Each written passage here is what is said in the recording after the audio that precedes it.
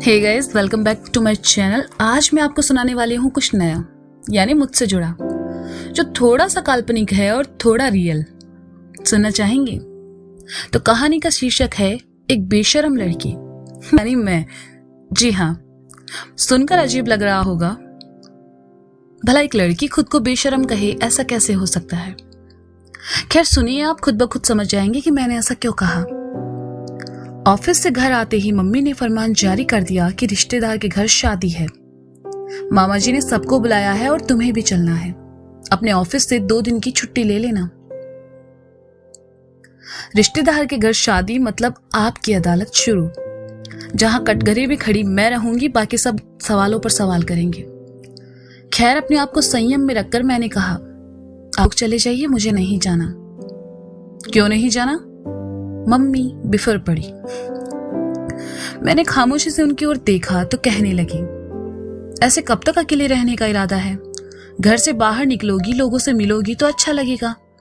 वैसे भी सब तुमसे मिलना चाहते हैं, चुपचाप चलो। मिलना चाहते हैं या मेरी वाट लगाना चाहते हैं? मैंने मन ही मन खुद से कहा। चलो ना दीदी, मजा आएगा, छोटी बहन ने मम्मी के फरमान को बढ़ावा देते हुए कहा। तू नहीं जाएगी तो हम लोग भी नहीं जाएंगे, इस बार मम्मी ने थोड़ा सख्ती में कहा। बुरे फंसे, आखिरकार हाँ कहना ही पड़ा। अंदर आकर कपड़े बैग में ठूसे और साइड में रख दिया। अगली सुबह जल्दी निकलना था। सुबह सुबह तैयार होकर सब अपने अपने बैग संभाले घर से निकल पड़े। बस स्टैंड पहुंचकर टिकट ली और बस में आ बैठे। सब खुश थे सिवाय मेरे। ऐसा नहीं है कि मुझे शादियों में जाना पसंद नहीं है, लेकिन रिश्तेदार के घर जाना आ बैल मुझे मार वाली बात जैसा है। मैं जानती थी शादी में मुझे भांति भांति के रिश्तेदार मिलेंगे, और जिस तरह के लेख मैंने रिश्तेदारों को लेकर लिखे हैं, मेरी वाट लगना तो पक्का था। ऐसा लग रहा था मुझे शादी में रिश्तेदारों द्वारा जूते खाने के लिए इनवाइट किया गया है। इसी उधेड़-बुन में कब गांव आया कुछ पता नहीं चला। बस से उतरते ही मुझे शिष्टाचार अपनाना पड़ा। शादी वाले घर पहुंचे तो दरवाजे पर ही बड़े मामा जी मिल गए। मम्मी ने पैर छूने का इशारा किया। मैंने आज्ञा का पालन किया तो मामा जी बोल पड़े, खुश रहो, आप रहने दो तब ना। मैंने फुसफुसाकर कहा। क्या कहा? मामा जी ने घूर कर देखा तो मैंने बात पलटते हुए कहा, मैं पूछ रही थी कैसे हैं आप? मैं ठीक हूं, जाओ अंदर जाकर अपनी मामी से मिलो, कहकर मामा जी आगे बढ़ गए। मम्मी मेरी शक्ल देखकर समझ गई, इसलिए धीरे से कहा, उम्मीद है यहां तुम कोई तमाशा नहीं करोगी, और हाँ, अपने से बड़ों के सबके पैर छूने हैं। मम्मी वहां से चली गई। मैं समझ गई 2 दिन यहां बहुत मुश्किल में कटेंगे। खैर बैग उठाए अंदर आए। सबके पैर छूते छूते कमर ही अकड़ गई। शादी का घर था, इसलिए मेहमानों का जमघट लगा हुआ था। सब अलग अलग ग्रुप बनाकर बैठे थे। मुझे हमेशा से ही भीड़ वाली जगह पसंद नहीं थी, इसलिए मैंने ढूंढा अपने लिए खाली कोना और जाकर वहां बैठ गई। सब अपनी अपनी बातों में बिजी थे, किसी की नजर मुझ पे नहीं पड़ी। मैंने चैन की सांस ली और जेब से फोन निकाल लिया और नोटिफिकेशन चेक करने लगी। अभी 1 ही मिनट गुजरा था कि जीजाजी यानी मामा जी के बड़े जमाई आदम के और कहने लगे, कैसी हो साली जी, आज तो याद ही नहीं करती हो। आपकी याद ही नहीं आती, मैंने फिर से मन ही मन कहा, लेकिन जीजाजी को भी तो कोई जवाब देना था ना, इसलिए कहा, आती है जीजू। अगर ऐसा है तो अब तक फेसबुक पर मेरी फ्रेंड रिक्वेस्ट एक्सेप्ट क्यों नहीं की? 2 महीने पहले भेजी थी, लेकिन कोई रिस्पॉन्स नहीं। जीजाजी ने तुनक कर कहा, अच्छा आपने भेजी थी, मुझे तो नहीं मिली। मैंने झूठ कह दिया। झूठ बोलने का नतीजा अब ये निकला कि उनके सामने ही उनकी फ्रेंड रिक्वेस्ट एक्सेप्ट करनी पड़ी। फिर जब उन्होंने मेरे पोस्ट पढ़े तो लगे ज्ञान बगाड़ने। मैं चुपचाप सुनती रही, करती भी क्या, शिष्टाचार की चादर जो ओढ़ी हुई थी। पर उस ईश्वर के घर में देर है, अंधेर नहीं। जिस लड़की की शादी थी वो आई और मुझे अपने साथ लेकर चली गई। जीजाजी के बोरिंग लेक्चर से मेरा पीछा छूटा। वो मुझे अपने साथ लेकर छत पर चली आई, जहां मेरी ही उम्र की कुछ लड़कियां थी। सब मुझे घूर घूर कर ऐसे देख रही थी जैसे पता नहीं क्या देख लिया। घूरना जायज था, मैंने कपड़े ही ऐसे पहने थे, लॉन्ग कुर्ता और टखने से ऊपर की जींस। ऊपर से दुपट्टा भी नहीं डाला था। अगले 10 मिनट तक उन्होंने मुझे घमंडी भी समझ लिया था, बिना मुझसे बात किए। यार सुन ना, शादी के लिए कोई अच्छे टिप्स देना प्लीज। होने वाली दुल्हन ने मुझे पास पड़ी कुर्सी पर बैठाते हुए कहा। मेरा माथा ठनक गया। अक्सर लोग मुझसे गलत एडवाइस ही मांगते हैं। मुझे चुप देखकर उसने कहा, बता ना। शादी मत कर, बाद में रोएगी। मैंने बिना किसी भाव के कहा। हट पागल, तू भी ना कुछ भी बोलती है। अरे मैं तो चाहती हूँ किशन, यानी उसका होने वाला पति, मुझे हर जन्म में मिले। उसने एक्साइटेड होकर कहा। मतलब हर जन्म में उसकी लॉटरी पर तेरा ही नंबर निकलेगा? कैसे झेलेगा बेचारा? ये बात भी मैंने अपने मन ही मन में कही। कुछ देर इधर उधर की बातें होने लगी। तभी दूर की रिश्तेदार आंटी आई और कहा, अरे तुम तो उनकी बेटी हो ना? कितनी बड़ी हो गई हो? क्या करूं आंटी, मेरे पास कोई ऑप्शन नहीं था। मैंने मायूस सा मासूम सा चेहरा बनाकर कहा। कुछ देर तक वह मेरा मुंह ताकती रही और फिर कहा, बड़ी मजाकिया हो। और क्या करती हो? जी अफसोस करती हूं। मैंने बिना किसी भाव के कहा, पर इस बार आंटी के चेहरे के भाव बदल गए। तो दुल्हन ने बात संभालते हुए कहा, आंटी ये मजाक कर रही है। अभी आप ही ने कहा था ना बड़ी मजाकिया है। हाँ, मैं चलती हूँ, कहकर आंटी वहां से चली गई। सच्ची में बड़ी बेशर्म है तू। चल नीचे चलते हैं, उसने कहा और मेरे साथ नीचे चली आई। सीढ़ियां उतरते हुए मैं बस यही दुआ कर रही थी कि अब किसी से सामना ना हो, लेकिन नीचे आते आते मौसी ने रोक लिया। दुल्हन तो वहां से चली गई, बस फंस गई मैं। क्या बात है, कितनी अच्छी हो गई है, फिगर भी मेंटेन कर लिया। क्या खा रही हो आजकल? मौसी ने पूछा। जी धोखे खा रही हूं। अब देखो ऐसे मामलों में मेरी जुबान ना मेरा बिल्कुल साथ नहीं देती। क्या धोखे? मौसी चौंक पड़ी। धोखे नहीं मौसी जी, धोखे, फल सब्जियां धोकर खाती हूं। मैंने बात को संभाल लिया। मौसी हंसने लगी। उन सब से पीछा छुड़ाकर मैं घर से बाहर आ गई। मामा जी के घर के अलावा वहां और भी घर थे, तो छोटे मामा जी के घर चली आई। यहाँ थोड़ा सुकून मिलेगा ये सोचना मेरी जिंदगी की सबसे बड़ी भूल थी। यहाँ मेरी मम्मी पहले से मौजूद थी और उन्होंने बुला लिया। फिर एक एक करके सबसे मेरा परिचय करवा रही थी, उनसे जिन्हें मैं जानती नहीं, और उन्होंने भी जानकर क्या उखाड़ लेना था। मैं बस मुस्कुराकर हाँ ना में गर्दन हिला देती, क्योंकि यहाँ तो मैं उन लोगों का कोई जवाब भी नहीं दे सकती थी। जैसे तैसे करके मैंने दिन निकाला। शाम को खाने के बाद संगीत डांस प्रोग्राम था, जो कि सबसे बोरिंग होता है तब जब आप रिश्तेदारों के घर में हो। मैं जल्दी ही सोने चली गई। अगली सुबह एक नई समस्या पैदा हो गई। मुझे खांसी शुरू हो गई।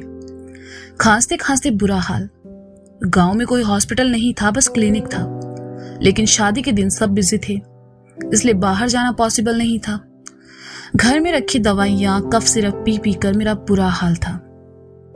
मम्मी ने आराम करने को कहा। इसका ये फायदा हुआ कि मैं कुछ देर के लिए सबसे दूर हो गई, पर इस खांसी ने मेरा साथ नहीं छोड़ा। सब घरेलू नुस्खे आजमा लिए, लेकिन कोई फर्क ही नहीं। शाम को बारात आ गई। मम्मी मेरे लिए परेशान, तो मैंने झूठ ही कह दिया कि मैं ठीक हूं और तैयार होकर बाहर आ गई। मैंने क्रॉप टॉप पहना था। मेरे लहंगे और कुर्ती के बीच में मात्र 2 इंच का गैप था, सिर्फ 2, जिसमें से हल्का सा पेट दिख रहा था। शहरों में ये आम होता है, लेकिन मेरे रिश्तेदारों के सामने ये वर्ल्ड वॉर से भी ज्यादा फेमस था। ऐसे ही एक भारी भरकम आंटी की नजर मुझ पर पड़ गई, तो वो लगी अपना टैलेंट दिखाने। मेरे पास आई और कहा, तुम आजकल की लड़कियों में जरा भी शर्म नहीं है। ये कैसे कपड़े पहने हैं? पेट देखो कैसे दिख रहा है। बारात में कितने लड़के आए हैं, उनके सामने ऐसे जाओगी? किसी ने छेड़ वेड़ दिया तो बाद में तुम लोग ही तमाशा करोगी। ये गांव है, तुम्हारा शहर नहीं, यहाँ ढंग के कपड़े पहने जाते हैं। और तो और दुपट्टा भी नहीं लगाया। आंटी बुलेट ट्रेन से भी फास्ट बोले जा रही थी। आंटी, मेरे 2 इंच के गैप को देखने के बजाय अपने 7 इंच के गैप को देखिए, जो ब्लाउज और लहंगे के बीच में है। कितना बोलती हो आप? मेरे गैप से ज्यादा लंबी तो आपकी जुबान है। लड़के हमें नहीं छेड़ेंगे तो क्या आपको छेड़ेंगे? अपना ये जो टंकी जैसा पेट रखा हुआ है, वैसे ही थोड़ी अपनी सोच भी बड़ी रखिए। मैंने मुस्कुराते हुए कहा। यकीन करेंगे मैं मुस्कुरा रही थी। बिल्कुल नहीं, बड़ी बेशर्म हो, कुछ भी कह रही हो और तुम हंस रही हो। क्या करूं आंटी, मुंह पर बोलने की आदत है। बस आप अपना मुंह संभाल के रखिए और मुझसे 2 इंच का नहीं बल्कि 7 इंच का गैप बनाकर रखिए। धन्यवाद, चलती हूँ, कहकर मैं आगे बढ़ गई। बेचारी आंटी, सॉरी। खैर, सब भूलकर मैं शादी एंजॉय करने की कोशिश कर रही थी कि एक आंटी फिर से मेरे पास आई और अपने बेटे की बढ़ा चढ़ाकर तारीफ करने लगी। अच्छा, ये उसी लड़के की बात कर रही थी जो सुबह से हर लड़की के आगे पीछे घूम रहा था। आंटी ने 10 मिनट तक जमकर तारीफ की और फिर आखिर में कहा, अरे मेरा बेटा तो सोना है, सोना। मुझे इसी डायलॉग का इंतजार था। मैंने भी कह डाला, तो इसको खुला क्यों छोड़ रखा है, लॉकर में डालिए ना। इसके बाद पता नहीं है आंटी क्यों मुझसे नाराज हो गई, चली गई।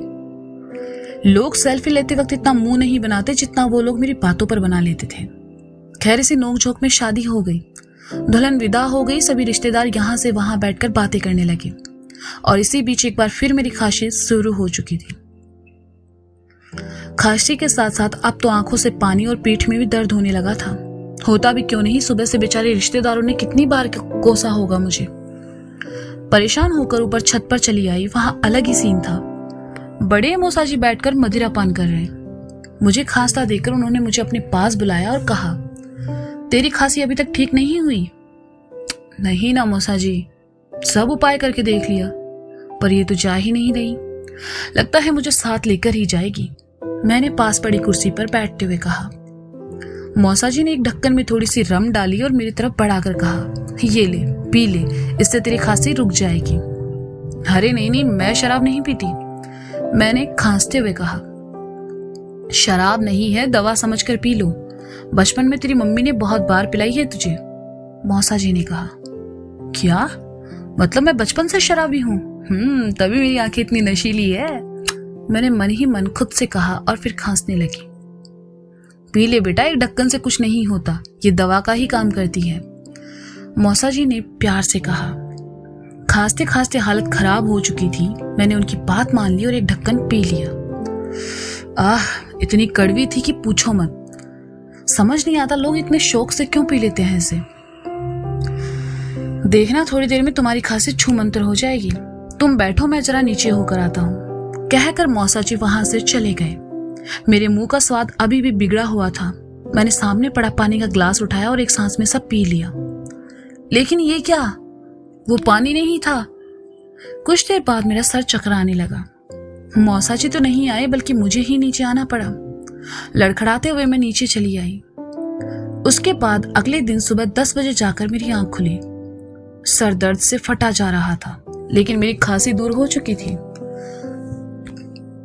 लेकिन एक अजीब बात और हुई कि सुबह से कोई भी रिश्तेदार मेरे आसपास नहीं फटका। दोपहर को मामा जी ने गाड़ी मंगवाई। मम्मी, मैं और बहन वहां से रवाना हो गए। रास्ते भर मम्मी खामोश बैठी थी। बहन बार बार मेरे चेहरे को देखकर हंस रही थी। क्या है, ऐसे क्यों हंस रही हो? मुझसे रहा नहीं गया तो मैंने पूछ लिया। तुझे क्या सच में कुछ याद नहीं है? उसने अपनी आंखें बड़ी करते हुए कहा। मैंने ना में गर्दन हिला दी तो वो हंसने लगी और कहा, कल रात तो तूने अपने सारे रिश्तेदारों की बैंड बजा दी थी। क्या डायलॉग बाजी की तूने, वाह मजा आ गया। पहले मुझे लगा तो ये सब जानबूझकर बोल रही है, बाद में पता चला कि तूने पी रखी है। लेकिन क्या धोया तूने कल रात सबको? बहन ने कहा तो मम्मी ने घूरकर पीछे देखा। मैंने चेहरा घुमा लिया तो कहने लगी, हाँ हाँ आप घुमा लो चेहरा। जब मैंने कहा कोई तमाशा मत करना तब तो सुना नहीं, अब मुंह ही छुपाओ तुम। पता नहीं किस गधे ने पिला दी तुम्हें। आपके जीजाजी ने। मेरी जबान फिर बोल पड़ी। एक बार फिर मम्मी ने घूरा और कहा, बेशर्मी की भी हद होती है, घर चलो बताती हूं। आखिर मैंने बोला क्या था? मैं फुसफुसाकर बहन से पूछा। आपने एक बार रिश्तेदारों पर एक स्टोरी लिखी थी ना, बस यूं समझ लो कि पूरी की पूरी वो स्टोरी सुना दी उन सबको, बहन ने मेरी हालत पर समझते हुए कहा। अब समझ आया मम्मी इतना गुस्सा क्यों हो रही थी। इसका मतलब मैंने कल रात बहुत कुछ सुनाया है सबको। तेरी तो लग गई बेटा संजना। घर जाते ही झाड़ू चप्पल से स्वागत के लिए तैयार हो जाओ। मैंने मन ही मन खुद से कहा और आंखें मूंद ली। रिश्तेदारों पर लिखी कहानी की एक एक लाइन मुझे याद आ रही थी। घर पहुंचते ही मम्मी ने डांट का कोटा पूरा किया और मैं सर झुकाकर चुपचाप सब सुनती रही। मुझे लगा मामला खत्म हुआ, पर नहीं। अगले दिन बड़े मामा, छोटे मामा, बड़े मौसाजी, जीजू भैया सब घर आ धमके मेरी क्लास लेने। सभी हॉल में जमा हो गए। सबने पहले चाय नाश्ता लिया ताकि बाद में मेरी क्लास ले सके। थोड़ी देर बाद बहन आई और कहा, तुम्हें बाहर बुलाया है, और मुस्कुराकर वहां से चली गई। मेरी तो हालत खराब थी।